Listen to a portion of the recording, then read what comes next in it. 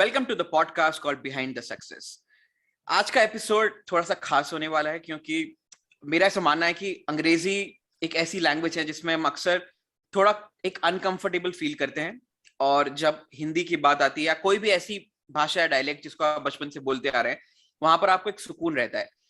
सो आज हम बात कर रहे हैं हिंदी नामा के फाउंडर अंकुश के साथ, और इस बातचीत में हम थोड़ा एक्सप्लोर करेंगे कि उनकी जर्नी क्या रही और किस तरीके से हिंदी नामा एक ऑर्गेनाइजेशन के तौर पर सामने आया। थैंक यू अंकुश, पहले तो सबसे पहले शो पर आने के लिए, और मैं काफी ज्यादा एक्साइटेड हूँ आज की कॉन्वर्सेशन के लिए। Thank you Gaurav, thank you मुझे आमंत्रित करने के लिए, बुलाने के लिए। तो मुझे लगता है कि बातचीत क्योंकि कई सारी बातचीत हुई हैं अभी तक, तो मैं देखूंगा कि हम लोग क्या नया इसमें जोड़ पाते हैं इस वाली बातचीत में। बिल्कुल। तो मैंने in fact thank you. You are welcome. In fact जो मैंने रिसर्च करी थी और उसमें मैंने कोशिश ये करी है कि मैं उन सवालों पे दोबारा ना लौटूं जो ऑलरेडी पूछ लिए गए हैं, क्योंकि हम डिजिटल एरा में रहते हैं तो सब कुछ आज अवेलेबल है। सो मेरा पहला सवाल आपके अर्ली डेज से रिलेटेड है। चूंकि आप फ्लिपकार्ट पर एक सेलर के तौर पर सबसे पहला जो आपका अनुभव एंटरप्रेन्योरशिप का रहा है वो वहां रहा है, और आप आज हम हिंदी नामा देखते हैं, तो मैं जानना चाहूंगा कि आपका सफर फ्लिपकार्ट से जो हिंदी नामा का है वो कैसा रहा, और दोनों जर्नीज में क्या क्या खास बातें रही या क्या क्या जो खास मेमोरीज हैं आपके लिए। तो जो फ्लिपकार्ट वाला जो सेलर वाला सीन था, उसमें हम 6 या 7 दोस्त थे, और कॉलेज के दौरान जब, तो उसमें से जो सबसे जो मतलब हमारे एक तरीके से उसको कहा जा सकता है कि वो लीड कर रहे थे, हमको सचिन नाम है उनका। तो सचिन लाइक कि उनके यहाँ पर पहले से उस तरह की चीजें कर रहे थे लोग, उनको पता था कि ऐसा कुछ भी होता है। हमको तो पता ही नहीं था कि ऐसा कुछ भी होता है, कि हमको लगता था कि फ्लिपकार्ट ही सारी प्रोडक्ट को भेजता है हमारे घर पे। हमको नहीं पता था कि उस पर कोई सेलर होता है इस तरह का कुछ। मतलब हमको इन द सेंस कि मुझे नहीं पता था, बाकी लोगों को पता होगा तो आई डोंट नो कि क्या होता है। तो हमने उस पर स्टार्ट किया, और हमको बोला गया कि हम लोग कर रहे हैं ये, और हमको अच्छा लग रहा था कि ठीक है, कुछ क्या पता पैसा है हमारे पास। तो हम लोगों से 5,000 रुपए इकट्ठा किए गए, मतलब सब लोगों ने, 7-8 लोगों ने हमने किए, तो 35,000 हमने इकट्ठा किए। और हमने सबसे पहला जो प्रोडक्ट उस पर लाए हम लोग, उसका वो था टेम्पर्ड ग्लास, मोबाइल्स के टेम्पर्ड ग्लास होता है। तो हालांकि उनको भेजने में बड़ी दुश्वारियां ये आई कि वो बहुत जल्द, वो हम इस तरीके से नहीं भेज पा रहे थे उनको, क्योंकि टूट रहे थे बार बार। फिर हमने उनके लिए सेफ्टी गार्ड बनवाए, मतलब बहुत सारी चीजें ऐसी सेफ्टी मेजर्स यूज की कि वो ठीक ठीक ठीक पहुंचने लगे। फिर हमने उसको हटाकर और भी चीजें, मतलब मोबाइल्स के एक्सेसरीज और जोड़ने लगे, ऐसे ऐसे जोड़ते हुए हम पूरा एकदम मोबाइल्स का सब कुछ बेचने लगे। उसके बाद क्या हुआ कि उसको एक समय के बाद हमको लगा कि अब इसके अलावा भी किसी चीज में अब खेलना चाहिए, मतलब कुछ और करते हैं। उसमें क्या हुआ कि फिर ग्लूगन जो होती है, जो आती है, ठीक है, उसको हमने ट्राई किया, ग्लव्स ट्राई किए, बाइकिंग ग्लव्स। और उसके अलावा फिर जब लास्ट और भी आगे आए, तो घड़ियां जो होती हैं वो मैन्युफैक्चर खुद से मैन्युफैक्चरिंग कराने लगे, और एक बहुत बड़ा हम लोगों ने ऑफिस ले लिया था। हालांकि मैं उस समय तक आउट हो गया था, 2.5 साल बाद मैं आउट हो गया था, लेकिन एक बहुत बड़ा ऑफिस ले लिया गया, इनफैक्ट दो ले लिए गए, और अभी भी 2 ऑफिस चल रहे हैं। तो अभी टूल्स में डील किया जा रहा है, टूल्स हम उससे बेच रहे हैं, और टूल्स खुद से मैन्युफैक्चर करा के। और तो 35,000 टू 15 करोड़ टर्नओवर वो लेकर आए। और अभी इस साल का जो टर्नओवर का जो वैल्यू होने वाला है वो 25 करोड़ तक उम्मीद है कि हो जाएगा। तो बहुत सारी चीजें रही। अब ये इंजीनियरिंग में होने का फायदा ही था कि बहुत सारी चीजों को जानने का अलग से भी मौका मिलता रहा, क्योंकि मैं इंजीनियरिंग में था, और इंजीनियरिंग में आप ना बहुत सारी चीजें देखते हैं, एक्सप्लोर करते हैं, सीखते हैं, क्योंकि वहाँ पे आपका एक वो नहीं होता है कि आपके ऊपर प्रेशर है एमबीबीएस टाइप अगर कर रहे हैं आप, है ना, या फिर मतलब आप बहुत ज्यादा चीजें, ज्यादा ज्यादा चीजों को एक्सप्लोर कर सकते हैं, ज्यादा चीजों को जान सकते हैं। तो मुझे इंजीनियरिंग में ना बहुत सारी चीजें जानने को मिली, बहुत ही अलग अलग तरह के एक्सपीरियंसेस रहे। तो हालांकि उस समय तक मैं लिख रहा था, 2014 से मैंने लिखना शुरू कर दिया था, और वहां से फिर इधर शिफ्ट करना, हिंदी नामा की तरफ शिफ्ट करना भी ऐसा कोई चैलेंजिंग काम तो नहीं रहा, क्योंकि उसमें मेरा एक प्रिय काम था वो कविताएं पढ़ना और लिखना। तो बस मैंने तभी 2016 में 23 दिसंबर 2016 को हिंदी नामा पेज बनाया था फेसबुक पर पहली बार। उस समय फेसबुक से ही मैं बहुत ज्यादा कनेक्ट कर पाता था। मतलब फेसबुक ही एकमात्र माध्यम था हमारे पास। मुझे इंस्टाग्राम के बारे में कोई नॉलेज नहीं थी। ट्विटर ट्विटर का बस नाम सुना था, इंस्टाग्राम का भी नाम सुना था, कभी यूज नहीं करके देखे थे कि कैसे चलते हैं ये। तो फेसबुक पर बनाया, और फेसबुक पर आने के बाद कॉलेज के दौरान ही लास्ट ईयर जब हम मेरा मेरा अंतिम वर्ष था कॉलेज का, तो तभी वो चल रहा था। धीरे धीरे उसको चलाया, और उसके बाद से मैंने लोगों को जोड़ना शुरू किया। उस समय मेरे साथ सिर्फ उज्जवल बढ़ाना थे। उज्जवल आज भी हैं हमारे साथ में। तो उसको जब हम लोग चला रहे थे धीरे धीरे, तो हमको लगा कि अब यार टीम मतलब बढ़ानी पड़ेगी। तब हम लोगों ने कुछ और नए लोगों को जोड़ने का फैसला किया था। तो जो उसकी जर्नी है, जो मान लीजिए कि फ्लिपकार्ट से वहां तक की जर्नी है, उसको शिफ्ट करने में मुश्किलात इसलिए नहीं है, इसलिए मुश्किलें नहीं हुई क्योंकि वो दोनों की दोनों बहुत ही मैं अलग करके देख रहा था। उसको मैं तब भी चला रहा था, फ्लिपकार्ट के साथ भी कर ही रहा था हिंदी नामा वो। तो ऐसा कोई उसमें चेंजेस नहीं करने पड़े मुझे अपनी मतलब जो डेली वो होता है आपके काम के लिए शेड्यूल जो होता है आपका। तो फ्लिपकार्ट में भी काम हो रहा था, हिंदी नामा पर भी काम हो रहा था, साथ साथ चल रहे थे दोनों। वो बहुत बड़ा हो रहा था धीरे धीरे, फ्लिपकार्ट वाला सीन। ये अभी बस बन रहा था, अपने मतलब बनने की तरफ चल रहा था। तो दो ऐसी ऐसी चीजें हो रही थी। लेकिन हाँ, मैंने वहां से बहुत कुछ सीखा है, बहुत ज्यादा चीजें सीखी है। बिजनेस मॉडल कैसे तैयार किया जाता है अपना, कैसे चीजों को ग्रो किया जाता है, तो वो सब मैंने वहीं से सीखा। और खासतौर से सचिन का जो है बहुत महत्वपूर्ण योगदान रहेगा इस सब चीजों को सिखाने में। तो ये बात है। शुक्रिया। सो आपने बात करी कि जैसे एक एंटरप्रेन्योरशिप जर्नी की शुरुआत वहां से हुई, और चूंकि जैसे मैं भी वेस्ट मैनेजमेंट के अंदर दो कंपनी फिलहाल रन करता हूँ, और मैंने ये समझा है कि अक्सर जो हम सोचते हैं शुरू करते वक्त, और हम्म। धीरे धीरे वो चीजें चेंज होते होते एक इस तरह का इतना अच्छा आकार ले लेती है, क्योंकि मार्केट में कस्टमर्स आपसे कुछ और चाहते हैं, आपके गोल्स कुछ और होते हैं, लेकिन वो इवेंचुअली जब दोनों चीजें होने लगती है तो उसको एक एक फ्रेमवर्क या एक ढांचा मिलने लगता है। तो मैं ये समझना चाहूंगा कि क्या जो हिंदी नामा आपने तब सोचा था और आज की हम बात हम्म। करते हैं, क्या उसमें कुछ हम्म। बदलाव हुआ है, या आज भी वो सिमिलर मॉडल पे ही काम कर रहा है? एक्चुअली में पूरा का पूरा बदलाव ही हुआ है। मैंने जैसे, अगर आपने चीजें सुनी होंगी तो उसमें मैंने ये भी कहा है अम, कि मैंने सिर्फ अपने अपनी कविताओं को पोस्ट करने के लिए वो पेज बनाया था। मतलब ऐसा कोई मेरा वो ही नहीं था मकसद कि मैं उसको पब्लिक डोमेन में लेकर आऊंगा। कभी भी ऐसा मकसद नहीं था। मुझे लगता था कि ऐसा होता है ना कि आप जब शुरुआत करते हैं किसी चीज का, तो आपको लगता है कि आपको उस फील्ड में फेमस हो जाना चाहिए ऐसे करके। मुझे लगा कि यार ये तो मैं कविताएं लिख रहा हूँ और मुझे तो बस फेमस हो जाना चाहिए बहुत ज्यादा। तो उसके लिए मैंने वो पेज बनाया था। और इनफैक्ट पेज का जो मुझे मुझे लगता था कि ज्यादा से ज्यादा 8-10 हजार भी अगर उस पे फॉलोवर हो गए तो मेरे लिए मतलब बहुत बड़ी बात हो जाएगी। ठीक है। तो जो 8,000 फॉलोवर्स थे वो हमने पहले साल में क्रॉस कर दिए थे, with the help of some other writers as well. क्योंकि हम लोगों ने क्या किया कि 6-7 महीने तक तो अपना पोएट्री डालते रहे मैं और उज्जवल। उसके बाद हमको लगा कि यार अपना तो कंटेंट खत्म, अब क्या डालें। तो उस समय कविता पोस्ट वगैरह वेबसाइट तो मैं पहले जानता था, लेकिन ये नहीं था कि मुझे ये नहीं पता था कि क्या इनको हम क्रेडिट देकर भी डाल सकते हैं। मतलब किसी और की अगर कविता है तो क्रेडिट देके डाली जा सकती है, ऐसा कुछ नहीं आइडिया था। मुझे लगता था कि यार ये तो शायद चोरी हो जाएगा अगर हम लोग कहीं से इधर से डाल देंगे, है ना। तो फिर हमने कुछ लोगों को कनेक्ट किया जो लिखते थे, और उनसे परमिशन लेनी स्टार्ट की कि आप अपनी कविताएं हमको भेज दो, ये कर दो। तब हमको कुछ 4-5 लोग मिले, उनसे हम लोग कंटेंट लेते थे और अपना कंटेंट डालते थे। ऐसे धीरे धीरे करके बहुत कम कम कंटेंट डाला करते थे। उस समय अब तो लगातार कंटेंट ही कंटेंट आ रहा है अपने पेज पे। उस समय बहुत कम था कंटेंट भी। मतलब हम वैसे कम नहीं था, यूनिवर्स में बहुत सारा कंटेंट घूम रहा था हमारे आसपास। लेकिन हमारे पोस्ट करने के लिए बहुत कम पड़ जाता था हमको, क्योंकि हमको नहीं पता था कि कैसे उसको इस्तेमाल करना है। तो उसमें क्या है कि बहुत सारी चीजें बदली, और वो ऐसे बदली कि जैसे कि मैंने आपको बताया कि मैं अपने लिए स्टार्ट करना चाह रहा था, अपने और अपने मित्र के लिए, लेकिन वो चीजें बदल बदल के पब्लिक डोमेन में आती गई। जैसे जब हमने 5 लोगों को जोड़ा, तो फिर उसके बाद उन्होंने अपनी वॉल पे शेयर किया अपना कंटेंट। जब उनका आया, जैसे पेज का ही, जैसे उनका पेज पे पोस्ट डाला गया, उस पोस्ट को उन्होंने शेयर किया अपने वॉल पे। तो ऐसे ही ना और भी लोग जुड़ते चले गए। और जब ऐसे लोग जुड़ते चले गए तो मेरे को ना एक दो ग्रुप दिखे ऐसे, जो बहुत बड़े बड़े ग्रुप थे, जिसमें लेखक, मतलब ऐसे लेखकों का अड्डा करके एक ग्रुप था, अभी भी है वो शायद। तो मैंने ना उसमें उसमें भी डालना शुरू कर दिया पोस्ट को, अपने वाले पोस्ट को। तो वहां से काफी लोग आ गए, बहुत सारे लोग आने लगे वहां से लिखने के लिए।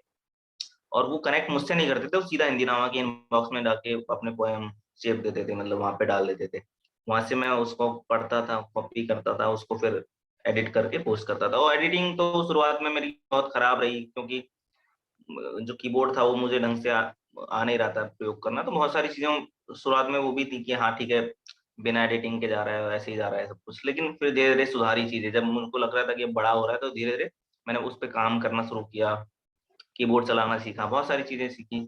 तो यही है कि वो जो था वो मेरे लिए था शुरुआत में, लेकिन अब वो पब्लिक डोमेन में आ चुका है। तो ये चेंज हुआ है, एक बहुत बड़ा चेंज हुआ है, और ड्रास्टिक चेंज आप इसको बोल सकते हैं कि वहां से यहाँ तक जो हुआ है वो अब हमारा तो नहीं रह गया है, वो अब पब्लिक का हो गया है जी। पूरा पूरा। सो हिंदी नामा की हम जब से बात करते हैं तो अक्सर वैसे समझने के लिए तो मैं हिंदी और नामा को अलग अलग करके समझ सकता हूँ, बट जब भी हम किसी भी कंपनी का या किसी भी एक मिशन का नाम रखते हैं तो उसके पीछे उस फाउंडर की अपनी एक सोच होती है। तो मैं समझना हम्म। चाहूंगा कि हिंदी नामा नाम कैसे आया और हिंदी नामा ही नाम क्यों रखा गया।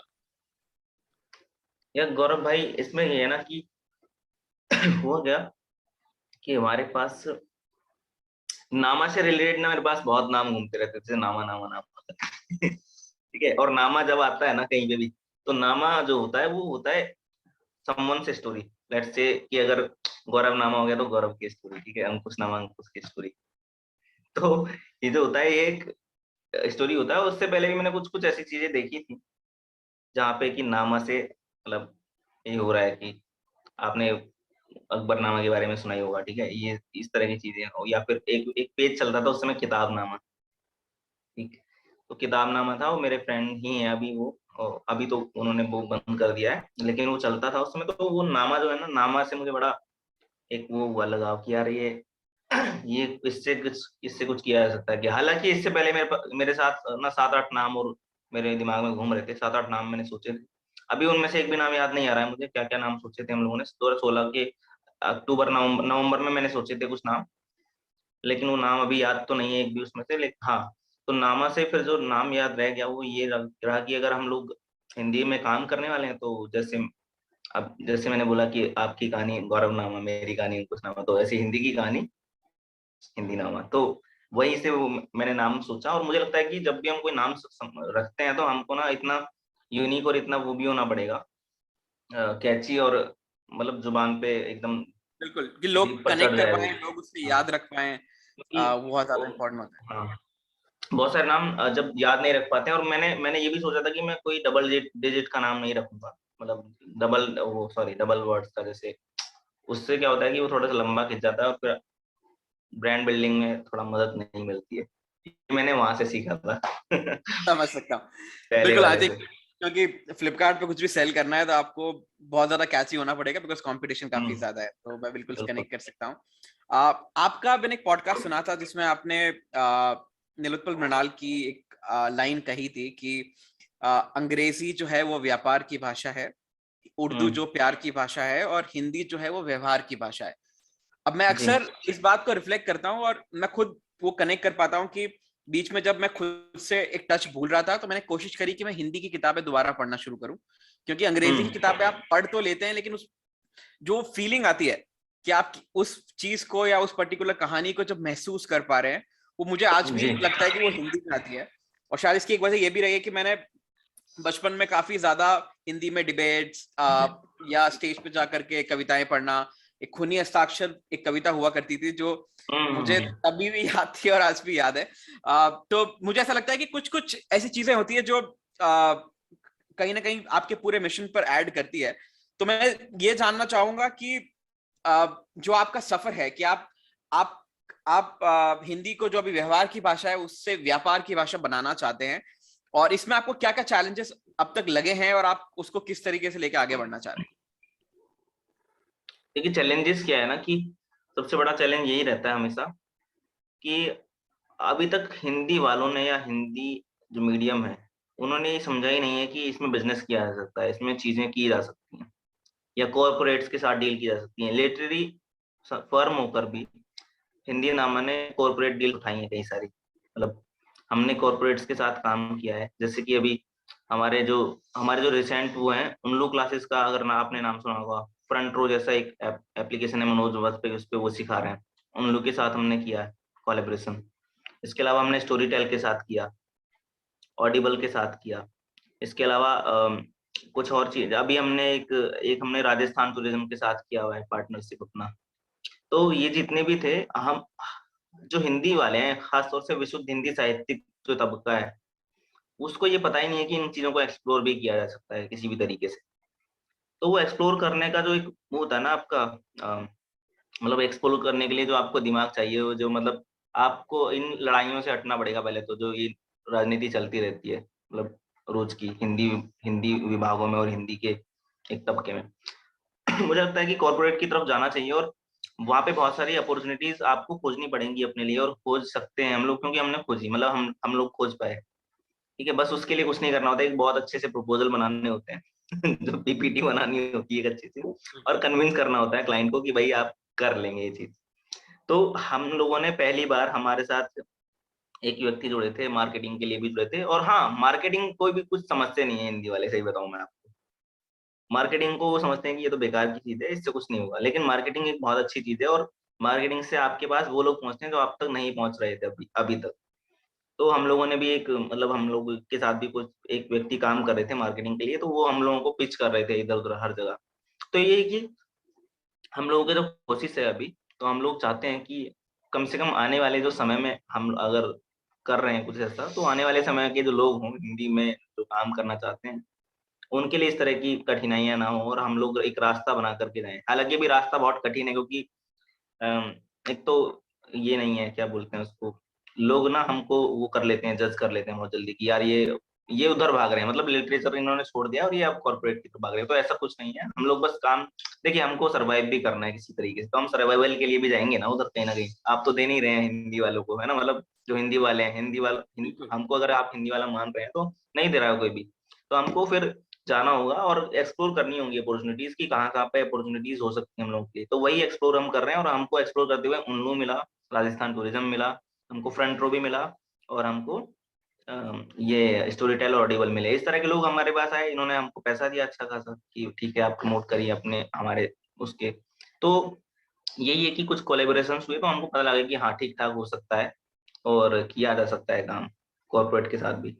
तो वही है कि हम लोग अभी अपॉर्चुनिटीज को एक्सप्लोर कर रहे हैं, धीरे धीरे और भी करेंगे, और एक कोशिश कर रहे हैं कि एक रास्ता बने आगे लोगों के लिए, कि इसमें करियर बनाया जा सके, या इन चीजों पे बात की जा सकती है कि हाँ ठीक है। अब आप जैसे बहुत सारे लेखक लोग होते हैं, उनसे यही पूछा जाता है कि आप क्या करते हैं, तो आप क्या करते हैं का क्या मतलब है, मतलब लेखक है तो लेखक है ना, ऐसे करके। तो अभी जैसे अभी एक चीज पे मैं काम कर रहा हूँ अभी ऑडिबल के लिए। तो वही है कि जैसे ऑडिबल जैसे संस्थान आए हैं, इन लोगों ने और भी कई सारे लोग हैं, वो लेखकों को काफी अच्छा पैसा भी दे रहे हैं, है ना। लोगों को पता ही नहीं है कि कैसे पिच करना है, क्या करना है, तो वो सब सीखना होगा आपको। आपके अंदर एक ललक होनी चाहिए सीखने की, और आप पहुंच जाएंगे जहाँ आपको पूछना होगा। तो यही है कि हम वही एक्सप्लोर कर रहे हैं अभी कि कहाँ कहाँ जा सकते हैं अपन।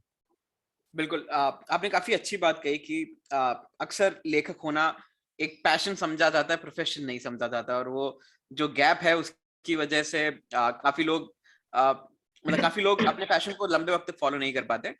आपने ऑडिबल की बात करी, मैं दर्शकों को बताना चाहूंगा कि ऑडिबल सुनो एक इनिशिएटिव था ऑडिबल का, जिसके अंदर हिंदी कविताएं और कहानियों का संग्रह हुआ करता था।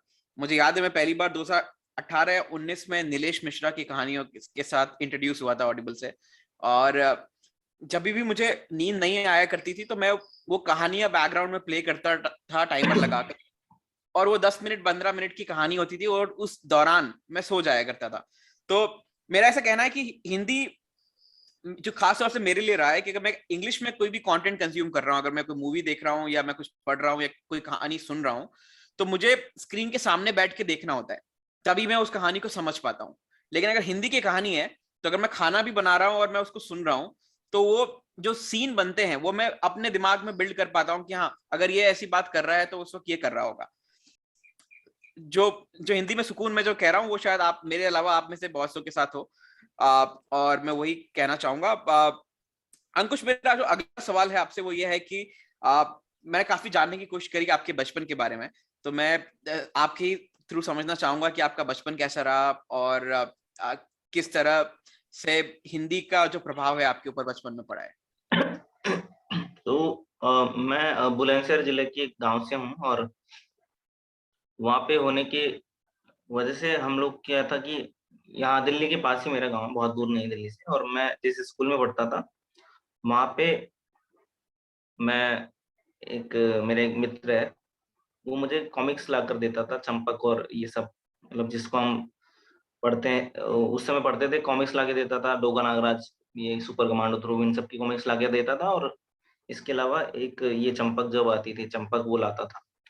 तो उसने मुझे सेकंड क्लास में, वो सेकंड या थर्ड क्लास में जब मैं था, गांव में जब पढ़ता था, तो तब वो लाना स्टार्ट किया था उसने। मुझे नहीं पता वो कहाँ से लाता था, लेकिन वो लाता था और मुझे पढ़ने का बहुत शौक लग गया उससे। तो मैं फिर लगातार उससे बोलता था कि भाई ला, और मतलब और मुझे चाहिए। तो हम लोगों ने गाँव छोड़ दिया तो 2003 में और दिल्ली आ गए थे। लेकिन वो जो है, मैंने फिर चंपक को ना यहाँ पे ढूंढा कि यहाँ पे मिलती है क्या। फिर मैंने पापा को बोला कि कॉमिक्स लाइए, मतलब उन्होंने मुझे बांके लाल की कॉमिक्स ला के दी। तो ऐसे करके मैंने पढ़ता था यहाँ पे। हालांकि मुझे कोई ऐसे विरासत में कोई लिटरेचर नहीं मिला, क्योंकि मेरे घर परिवार में कोई इस तरह का व्यक्ति नहीं था कि जो लिटरेचर पढ़ता हो। लेकिन मुझे ही, मैंने एक्सप्लोर किया कि हाँ ठीक है, पढ़ लेना चाहिए कुछ कुछ कहानियां वगैरह। तो मैं बचपन में ही वो कहानियां पढ़ने का मुझे बहुत पहले से मतलब एक शौक था कि ठीक है, मतलब अगर मैं कहीं जा भी रहा हूँ किसी के घर भी, अपने मामा के घर, बुआ के घर, उनके बच्चों की हिंदी की किताबें मैं उठा के पढ़ डालता था पूरे दिन बैठ के आराम से, वो जितनी भी कहानियां होती थी। तो वहीं से मेरे को एक लगा कि हाँ ठीक है, एक पढ़ने में मतलब पता लगता है कि आपका वो है ना, इंटरेस्ट पता लग जाता है कि हाँ इंटरेस्ट आ रहा है, ठीक है। तो मुझे समझ में आ गया कि मुझे कहानियां पढ़ना पसंद है। उसके बाद क्या हुआ कि जब हम दिल्ली आ गए, दिल्ली में बहुत सारी चीजें मैं नहीं कर पाया, क्योंकि यहाँ पे ना मैं लेकर तो आ जाता था चंपक, पढ़ता भी था। लेकिन मुझे चंपक के बाद ना मुझे समझ नहीं आया कि अब क्या पढ़ना है, मतलब कि मैं बड़ा भी हो रहा था। और चंपक मैंने 15-15 साल तक पढ़ी होगी लगभग। तो 15 साल के बच्चे के लिए चंपक तो नहीं है ना, लेकिन मुझे नहीं पता था कि उसके बाद क्या पढ़ना है। तो बीच में ना एक मैंने प्रेमचंद की कहानियों की किताब पढ़ी थी, उसमें 7 या 8 कहानियां थी, वो मुझे बहुत पसंद आई थी। उसमें बूढ़ी काकी, मंत्र वगैरह बहुत सारी कहानियां थी, वो मैंने बड़े भाई साहब गुल्ली डंडा, ये सब मैंने पढ़ी थी। तो प्रेमचंद भी मुझे पहले से ही पता था, ईदगाह हमने पहले से पढ़ रखी थी, थर्ड क्लास में हमारी ईदगाह, फिफ्थ क्लास में थी शायद ईदगाह की कहानी। तो वो सब हमने पढ़ रखा था। और प्रेमचंद को तो हम पहले से जान रहे थे कि हाँ ठीक है प्रेमचंद है। और उनको हम पहले मुंशी प्रेमचंद कहते थे, हालांकि मुझे बाद में अभी जाके पता लगा कि वो प्रेमचंद है, सिर्फ मुंशी नहीं है। तो ये भी गलती करते आ रहे हैं बहुत सारे लोग कि उनको मुंशी प्रेमचंद बोलते हैं। तो खैर, तो बात ये हुई कि मैंने प्रेमचंद को फिर पढ़ना स्टार्ट किया। ये मैंने करना स्टार्ट किया था 2012 के एंड में, जब मेरा एग्जाम ओवर हो गए थे 12th क्लास के, और मेरे पास साइंस साइड थी। तो 2010 में मैंने छोड़ छाड़ दिया था पढ़ना। 11वीं 12वीं में साइंस पढ़ी थी, तो वो मैंने छोड़ दिया था पढ़ना बिल्कुल। तो इंटरनेट पे एक हिंदी समय नाम की एक वेबसाइट है, वहां से मैंने स्टार्ट किया पढ़ना। और प्रेमचंद को मैंने खूब मतलब पढ़ा, वहां पे जाके रोज एक कहानी पढ़ता था उनकी रात में। और एक मेरे पास फोन होता था छोटा सा, और नोकिया का, और उससे मैं इंटरनेट चलाता था और उससे रोज कहानी पढ़ता था। तो उसके बाद क्या हुआ कि जब मैं कहानी पढ़ने लगा तो मुझे बहुत अच्छा लगता था। मैं रात को बहुत मस्त तरीके से सोता था कि ठीक है कहानी पढ़ ली, खत्म हो गई, बढ़िया लगा। उसके बाद मैंने फिर और कहानियां पढ़नी स्टार्ट की। वहाँ पे बहुत सारे लेखक हैं और मैंने बहुत सारे लोगों को एक्सप्लोर किया, मतलब प्रेमचंद के अलावा भी देखा जाए कि कौन कौन और क्या क्या लिख रहा है। तो मैंने पढ़ी, और मैंने ना कुछ उस समय कहानी लिखी थी 3-4। तो वो, मैं चंपक का एक हेड ऑफिस है दिल्ली प्रेस का, वहां पे मैं गया झंडे वालान में। और आप दिल्ली से हैं क्या? नहीं, मैं दिल्ली से नहीं हूँ, मैं करंटली जयपुर में हूँ, बट मैं बहुत फेमिलियर हूँ दिल्ली को लेकर के। अच्छा, तो ठीक है, झंडे वालान आप जानते होंगे। बिल्कुल जानता तो हूँ। झंडे वालान में दिल्ली प्रेस का ऑफिस है, वहां पर कई सारी चंपक चंपक, सरिता, मुक्ता, बहुत सारी पत्रिकाएं छपती हैं, सरस सलील लिखा आती थी। तो ये सब वहीं से छपती हैं। तो मैं लेकर गया अपनी कहानियां और उनको बोला कि मेरे को ये छपवानी है। तो उन्होंने रख लिया, हालांकि उसका कुछ हुआ कि नहीं हुआ मुझे नहीं पता। लेकिन हाँ, ये था कि मैंने लिखना स्टार्ट कर दिया था 2012 की छुट्टियों में, मैंने लिखा था। और ये सब सीख के ही आया था, पढ़ पढ़ के आया था, और जो मैंने लिखा वो जमा करके आया। हालांकि उसका वही, जैसा कि मैंने कहा कि पता नहीं क्या हुआ, लेकिन यही था कि वहां से स्टार्ट हुई थी। जो सुंदर मुझे कॉमिक्स लाकर देता था, चंपक लाकर देता था, वहां से स्टार्ट हुआ। और फिर मैं इंटरनेट पर खोज कर पढ़ने लगा। उसके बाद जो पढ़ना स्टार्ट हुआ कॉलेज में जब आया, तो फिर से 2-3 साल छूट गया फिर से। फिर 2016 में शायद, आई थिंक 2015 के एंड या 16 में होगा, जब मैंने पहली किताब ऑर्डर करी थी, और उसका नाम था मसाला चाय, दिव्य प्रकाश दुबे की किताब। तो वो मुझे फिर से उसने रिवाइव करा दिया। वही था जो, जिसने मुझे फिर से मतलब हिंदी में लाया वापस। उसके बाद फिर मैंने टर्म्स एंड कंडीशन पढ़ी उनकी मंगवा कर, फिर मुसाफिर कैफे आ गई थी, वो पढ़ी। लगातार उनकी किताबें मैंने पढ़ डाली कई सारी, बहुत जल्दी जल्दी। तो फिर मैंने और भी किताबें मंगवाई, मतलब उस समय पैसे होते नहीं थे हमारे पास, मतलब ऐसा था कि जो काम कर रहे थे उसमें तो हमारा पैसा जा ही जा रहा था, जो मैं आपको बता रहा हूँ फ्लिपकार्ट वाला, उसमें तो हमारे, उससे तो हमारे पैसे बन ही नहीं रहे थे और जो बन भी रहे थे तो हम लेते नहीं थे उससे, जीरो, मतलब 1 भी रुपया नहीं लेते थे वहां से। और घर से इतना पैसा मिलता नहीं था कि मैं किताब मंगवा सकूँ रोज, मतलब हर हफ्ते। तो मैं ऐसे मैक्सिमम 200 रुपए की किताब मंगाता था हर महीने, एक या दो ही आती थी बस तो वो मैं मंगाता था, वही पढ़ता था। तो उनको पढ़ने के बाद फिर आगे एक्सप्लोर किया, तो फिर मुझे लिटरेचर में थोड़ा सा और बड़े अलग तरह के नामों को जानने का मौका मिला। और बहुत सारा ना आपको सजेस्ट करता है फ्लिपकार्ट, अमेजोन भी, जब आप किताबें खरीदते हैं कि ये पढ़ सकते हैं, ये पढ़ सकते हैं, ये पढ़ सकते हैं, नीचे की people who bought this and ये भी, उन्होंने ये भी खरीदा है ना, ऐसे करके वो दिखाता है। तो जब मैं वो खरीद रहा था तो मुझे बहुत सारे नामों का पता लगने लगा, बहुत सारी चीजें देखने को मिलने लगी। तो वहीं से मैं और भी नाम को जाना। फिर मैंने, एक्चुअली में क्या होता है ना कि कई बार आपको कवर भी लुभा जाता है, तो मैंने कवर देख देख के भी बहुत सारी किताबें मंगाई और अच्छी निकल गई। तो यही है कि वहां से पढ़ने का एक पूरा, वहां से बचपन से यहाँ तक जो पढ़ रहा हूँ अभी वैसे पढ़ रहा हूँ। अब तो क्या पता है कि किसको पढ़ना है किसको नहीं पढ़ना है, सब पता है अब उस तरीके से। खैर यही था। नहीं तो बिल्कुल। गांव में ऐसा कुछ नहीं हुआ था, वही कह रहा हूँ मैं, गांव में ऐसा मेरे प्रारंभिक उसमें था नहीं कुछ ऐसा, लेकिन हाँ, सुंदर की वजह से मैं पढ़ पाया बहुत सारी चीजें। काफी इंटरेस्टिंग आपने एक कहानी बताई, और मैं यही कहूंगा कि आ, मैं भी अक्सर खुद को ही कहता हूँ कि अगर आपको अच्छा लिखना है तो आपको अच्छा पढ़ना पड़ेगा, और आप जितना जी। अच्छा पढ़ोगे उतना आप अच्छा लिखने लगोगे इवेंचुअली। हम्म। आगे बढ़ते हैं। मैं आपसे ये समझना चाह रहा था कि मैंने इनफैक्ट आपकी किसी इंस्टाग्राम पोस्ट पे ही ये पढ़ा था कि अक्सर जैसे मान लीजिए कोई एक आर्टिस्ट होता है, उसका कोई पर्टिकुलर कैरेक्टर है जिसके लिए वो पहचाना चाहता है। अगर आज आज अमरीश पुरी की हम बात करते हैं या इरफान खान की हम बात करते हैं, तो उनके कुछ पर्टिकुलर कैरेक्टर्स हैं जिनके दम पर उनका पूरा करियर एक तरीके से डिफाइन किया जा सकता है। ऐसे ही अगर हिंदी में बात करते हैं तो किसी की कोई लिखी हुई कोई कहानी या कोई कविता ही उनके पूरे करियर को कहीं ना कहीं डिफाइन करती है, और उसके बेस पे लोग और पढ़ना शुरू करते हैं। तो हम्म। सिमिलरली जैसे मैं अगर अपनी बात करता हूं तो मानव कौल की एक किताब है तुम्हारे बारे में, और उसमें एक बहुत छोटी सी कहानी है, स्टेक पर क्या है।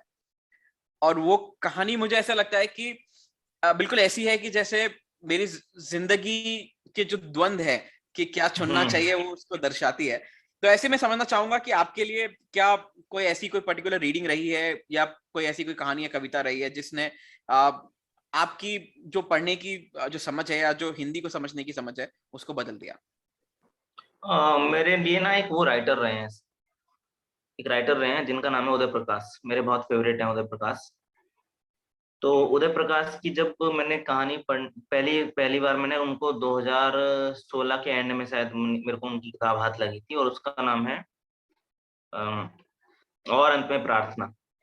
उस कहानी संग्रह का नाम है और अंत में प्रार्थना। और मैंने उनका नाम पहले से सुना था, मेरे एक मित्र हैं कल्याण आरगिरी, उन्होंने मुझे बताया था कि उदय सर को आप जरूर पढ़िएगा। लेकिन मेरे पास किताब नहीं थी, तो मेरे कॉलेज में मैम थी, नम्रता मैम, उन्होंने मुझे वो किताब दी थी, उनके पास थी वो किताब, वो हमको मतलब ऐसे human values and professional ethics, ऐसे प्रोफेशनल एथिक्स ऐसे करके एक कोर्स होता है बीटेक में, तो वो हमको पढ़ाती थी। तो उनके पास किताबें होती थी हिंदी और अंग्रेजी की। तो मुझे वहां दिख गई वो किताब उदय प्रकाश जी की, वो मैंने वहां से उठाई और मैं उसको घर पर ले गया। और यकीन मानिए कि उस किताब को पढ़ने के बाद मुझे लगा कि यार ये आदमी को तो पढ़ना चाहिए और पूरा पढ़ना चाहिए। तो मैंने उनकी सारी किताब पढ़ डाली फिर लगातार धड़ाधड़, मतलब जहां भी मिल रही है मैं उनको पढ़ता चला गया। तो वो मेरे लिए उदय प्रकाश रहे हैं जिन्होंने मेरे ना पढ़ने की उसको हैबिट को एकदम एनहेंस कर दिया, एकदम से मतलब बूस्ट कर दिया। अगर मैं एक किताब पढ़ रहा था महीने में, तो मैं चार चार किताबें पढ़ने लगा, चार चार पांच पांच किताबें पढ़ने लगा। उनकी वजह से मैं क्या हुआ कि जहां भी उनकी एक किताब है मोहनदास, और एक उनकी कहानी है तिरिच। मतलब मैं सजेस्ट करूंगा कि अगर किसी ने नहीं पढ़ी है तिरिच, तो वो तिरिच और मोहनदास तो जरूर पढ़ ले। तो मतलब वो फैन हो जाएगा उनका एकदम से। तो यही है कि जैसे आप रिकमेंडेशन मांगेंगे तो मैं यही दूंगा कि मोहनदास पढ़ ले, वो मोहनदास और तिरिच पढ़ ले। तो यही है कि मेरे लिए वो उदय प्रकाश थे जिन्होंने मेरे रीडिंग उसको एकदम एनहेंस कर दिया, बढ़ा दिया, बूस्ट कर दिया। और इनके बारे में मुझे कुछ लोगों ने ही बताया था, मेरे ही दोस्तों ने बताया था, कल्याण जी ने, नम्रता मैम ने, ठीक है। तो यही है कि अब उदय जी के साथ सबसे अच्छी बात यह है कि जब हुआ ये कि उदय प्रकाश जी जो हैं वो उनसे फिर मेरा धीरे धीरे परिचय भी होना शुरू हुआ। मेरे फेवरेट राइटर हैं, इतने ज्यादा मतलब बड़े हैं और हम्बल हैं, तो फिर मैं पहली बार मिला उनसे। अभी बात ये है कि मैं उनके घर पे कभी भी जा सकता हूँ जब मर्जी, है ना। तो यही है कि आप आपका एक कनेक्शन बन जाता है। आप जिस राइटर को पढ़ रहे हैं फिर वो मुझे भी बहुत मतलब लगाव करते हैं उदय सर। और पिछली जो किताब आई थी अंबर में अबाबिल, उनकी एक किताब आई थी अभी, उसके लिए मैंने उनके साथ काम भी किया था। अगली जो किताब आ रही है उसकी टाइपिंग में भी मतलब मैं बैठा हुआ था साथ में सर के, तो वो सब हम साथ में कर रहे थे। तो वही है कि कहाँ से हम लोग शुरू कर रहे थे, कहाँ पे, और फिर उदय सर ने मुझे खुद से चुना कि ठीक है आप आइए हमारे साथ काम करिए। तो ये था। तो वही है कि अच्छा लगता है कि मतलब मैं जिसको पढ़ रहा था, जिस व्यक्ति को पढ़ के मुझे मतलब एक हैबिट बनी पढ़ने की, तो उनके साथ फिर काम करने का मौका ही मिला। अच्छा लगा, मतलब आपने जिस तरीके से यात्रा को समझाया, क्योंकि मुझे ऐसा लगता है कि अक्सर जब हम एंटरप्रेन्योरशिप की बात करते हैं तो हम अकेले शुरुआत करते हैं, बट धीरे धीरे कुछ लोग ऐसे साथ में जुड़ते जाते हैं जो बिल्कुल वही देख पाते हैं जो आप करना चाहते हो, और वो हर तरीके से अपने आप को समर्पित करते जाते हैं, और वो जैसा भी काम वो करना चाहते हैं वो करने के लिए रेडी होते हैं। क्योंकि अब आपने बात करी है, और ये मेरा थोड़ा एक पर्सनल क्वेश्चन होगा, क्योंकि मैं बहुत ज्यादा मानव कौल की राइटिंग से इन्फ्लुएंस्ड हूँ। मुझे ऐसा लगता है कि मैं उनकी जो 6 किताबें हैं, अब 7वीं भी आ चुकी है, तो इवेंचुअली उनकी जो टाइप ऑफ राइटिंग है और जिस तरीके से एक छोटी से छोटी कहानी में चीजों को समझा पाना बहुत मुश्किल होता है। तो मैं बस ये जानना चाहूंगा कि चूंकि आप मानव कौल से मिले हैं, तो आपका वो अनुभव उनसे मिलने का कैसा रहा, उसके बारे में कुछ बताइए। मानव कौल जी से मैं 4-5 बार मिला हूँ। और 2018 में शायद पहली बार मिला हूँ, 18 या 19 में, नहीं 19 में मिला था पहली बार। उसके बाद फिर अभी इस साल 3 बार मिला। तो उनके साथ क्या है कि अब चूंकि मेरे पब्लिशर और उनके पब्लिशर सेम है ना, हमारे दोनों के मित्र हैं हमारे पब्लिशर, शैलेश भारद्वासी। इनका कल मैंने इंस्टाग्राम पे फोटो भी डाला था साथ में अपने। तो यही है कि शैलेश जी जिस तरह के लोगों को जोड़ते हैं अपने साथ वो बहुत अच्छे तो हैं ही। मतलब जैसे मानव कौल से हम जब भी मिले हैं तो वो बहुत हम्बल तरीके से बात करने में। अभी जब मिले थे तो पूछ रहे थे कि तेरी किताब कैसी चल रही है भाई। तो मैंने कहा अच्छी चल रही है सर। मतलब उन्होंने खुद से आके मुझसे पूछा और क्या हाल है, कैसे चल रहा है काम, और किताब कैसी चल रही है। तो वही है कि ये दर्शाता है कि वो आपको जानते हैं, आपको मतलब देख रहे हैं, आपका भी चीज अगर आ रही है तो उसको भी फॉलो कर रहे हैं। मतलब वो कहीं ना कहीं मतलब उनकी नजरों के सामने से आ रही है, और वो इस बात को डिनाई नहीं कर रहे हैं फिर कि कई बार लोग मतलब जानते हुए नहीं पूछेंगे आपसे कि हाँ ठीक है चल रहा होगा, ठीक है। लेकिन उन्होंने पूछा मुझसे कि भाई किताब कैसी चल रही है। वही है कि हम लोग फिर बताया उनको कि सर अच्छा चल रहा है अभी। तो अच्छे व्यक्ति हैं, और वो बात जो करते हैं बड़ी इंटेंस और गहरी बातें करते हैं कि जब भी वो मिलते हैं तो जैसे हम लोगों को ज्यादा मौका इसलिए नहीं मिल पाता है बातें करने का, क्योंकि हम लोग जो है ना अभी घर के मेंबर हैं। तो हम लोग अरेंजमेंट्स में लगे रहते हैं, जहाँ भी चीजें होती हैं इस तरह के, तो हम लोग अलग से पहले हालांकि बात करते हैं। लेकिन जब वो उस तरह की बातें करते हैं एकदम मूड में आके कि हाँ ठीक है, उनसे बात करनी है, अपने अपने प्रशंसकों से बात करनी है, तो बहुत अच्छे से वो मतलब कि अ, बिना किसी ऐसे जोड़ तोड़ के बहुत अच्छे से वो अपनी चीजों को डिस्क्राइब करते हैं।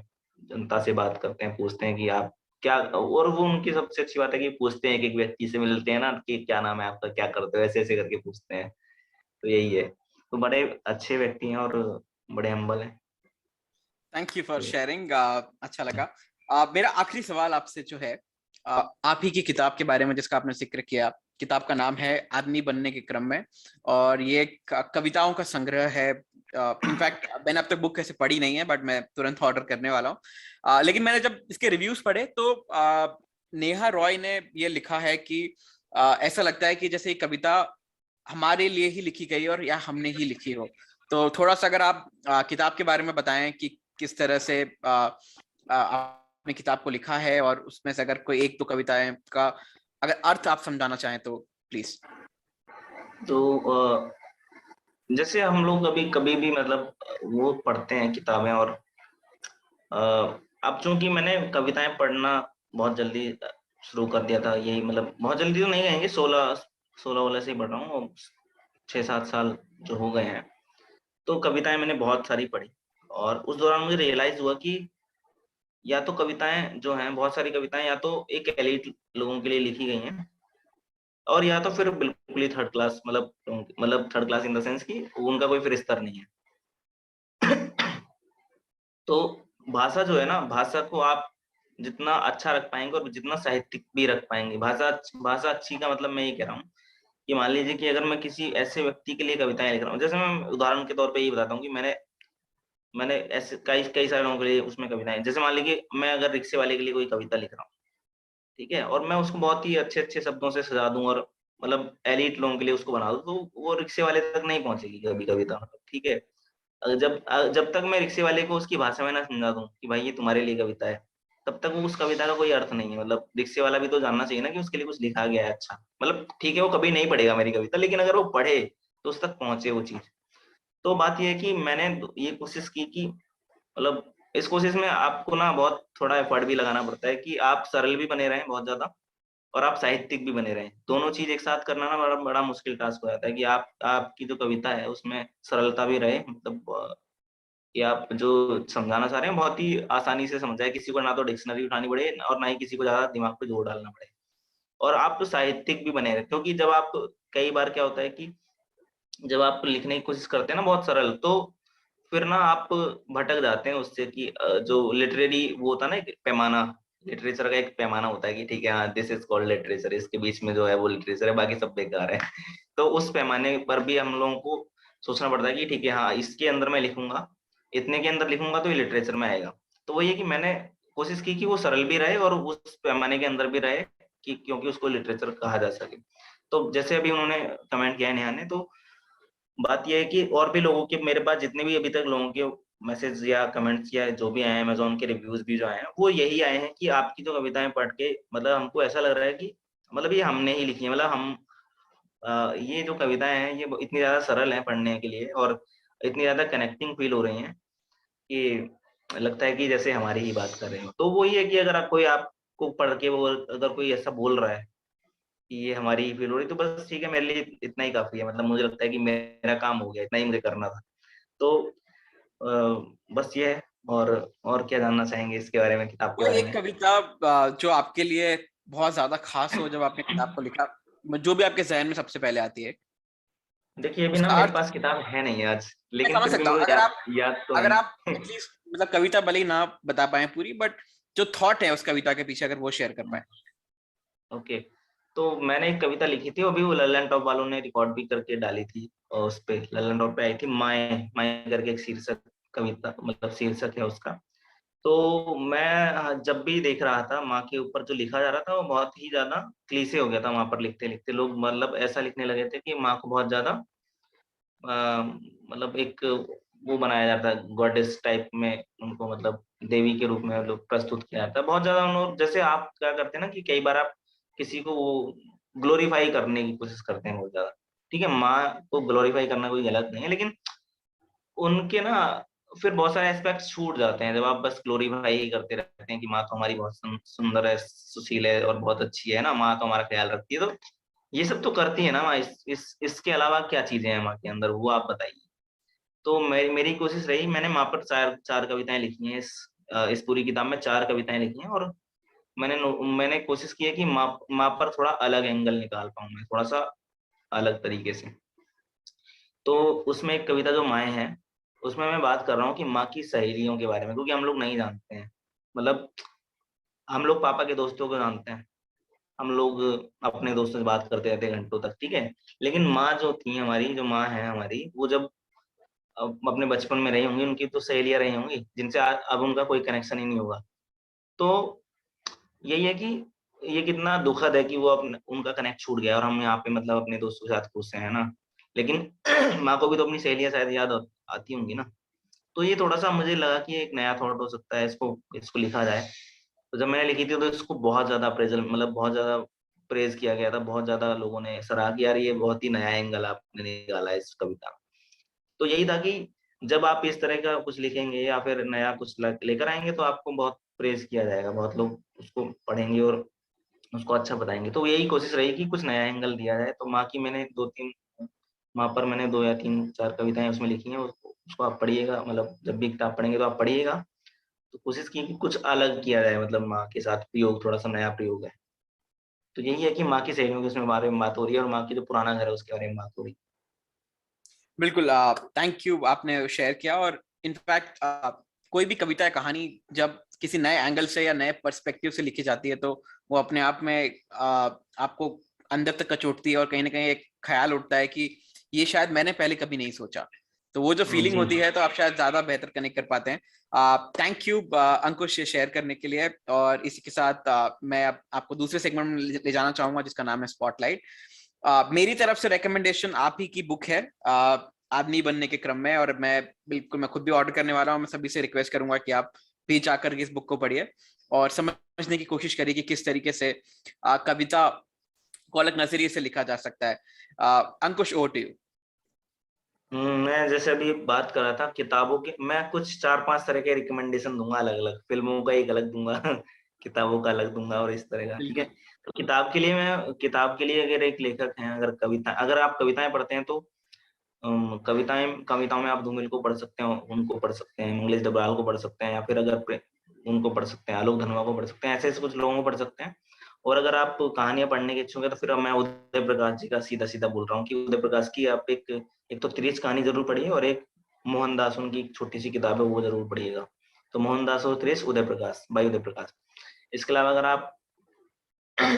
अगर आप ये क्या बोलता है, कुछ फिल्में देखने की, मैं चाइल्ड सिनेमा काफी, मतलब मुझे वो मैं इम्प्रेस करता हूँ, मतलब चाइल्ड सिनेमा में कुछ देखा है। तो अभी एक फिल्म थी काफी समय पे, अब तो काफी समय हो गया शायद उसको, 16 या 17 में आई होगी, या फिर शायद उसके बाद आई होगी। धनक एक फिल्म है, धनक दृश्यम फिल्म्स ने उसको बनाया है।